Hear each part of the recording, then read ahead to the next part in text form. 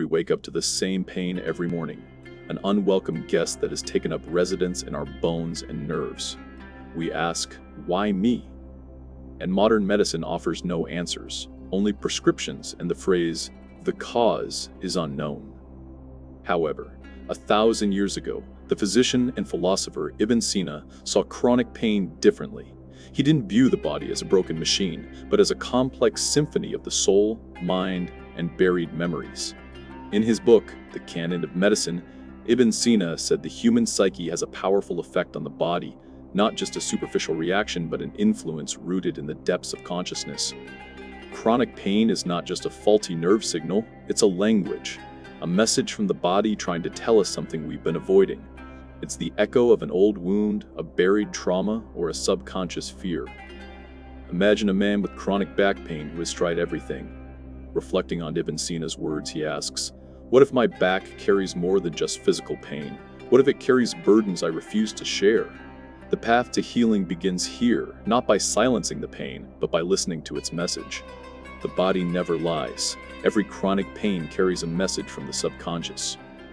Ibn Sina taught that true healing begins within, where the soul and body intersect, where memories and dreams reside, and where the secret we search for in labs and clinics lies. Let's start this journey of discovery together to understand what your body is trying to tell you.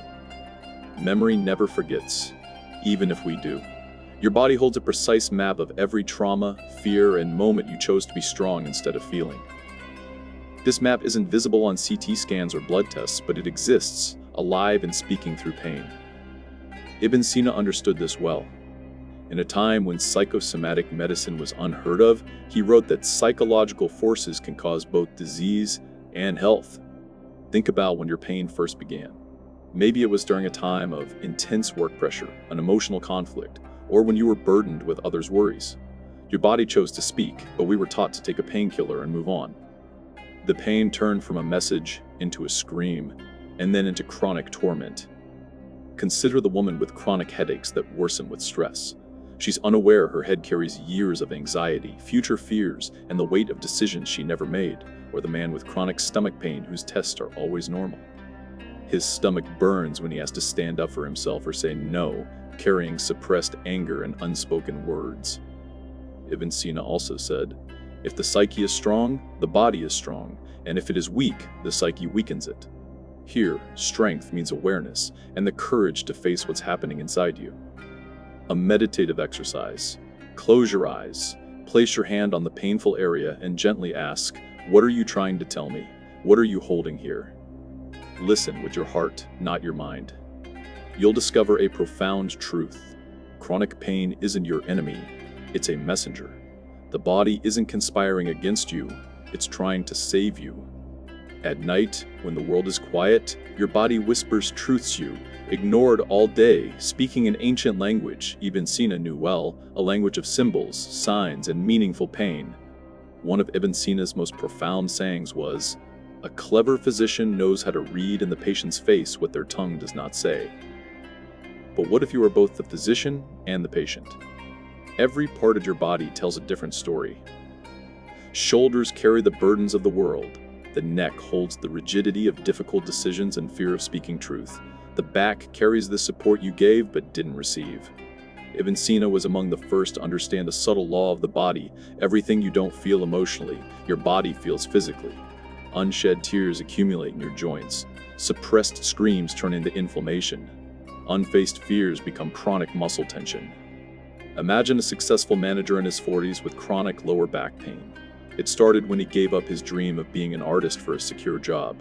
His back carries the weight of a buried dream and the words he never said. Or a woman with chronic wrist and finger pain diagnosed with arthritis. Her hands hurt because they are tired of giving without taking, building without being built up, and touching without genuine affection. Ibn Sina taught that the body and soul are one, and a disease affecting one affects the other. Healing the body requires healing the soul, which means we must stop running from ourselves. How do we begin this dialogue?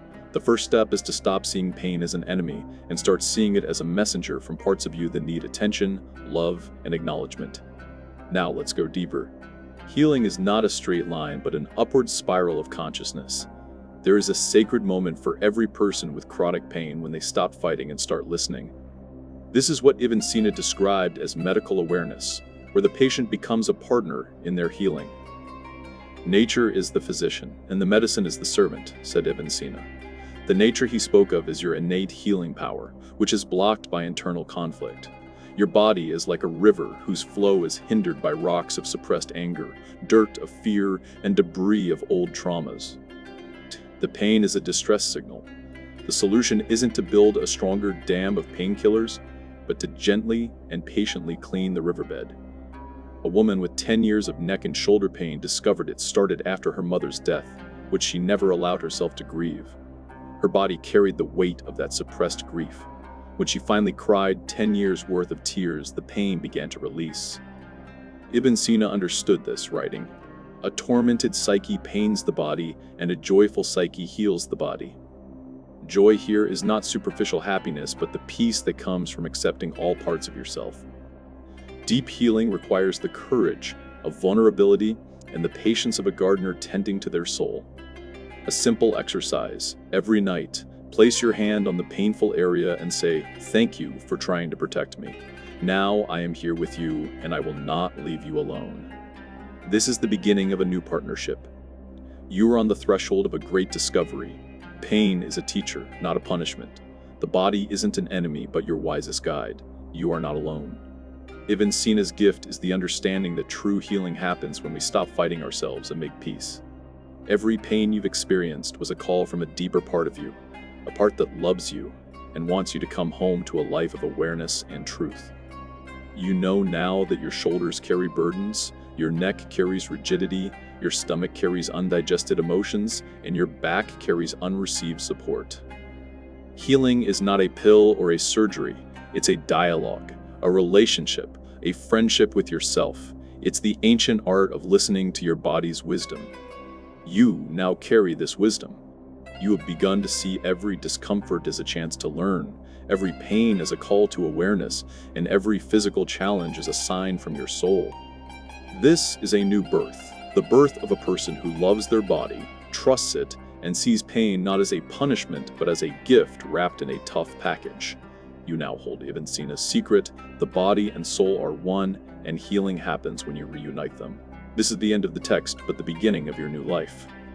As you embark on this transformative journey of healing and self-discovery, I encourage you to watch our previous video if you haven't already, because it lays the foundation for understanding how your body's messages first begin to surface.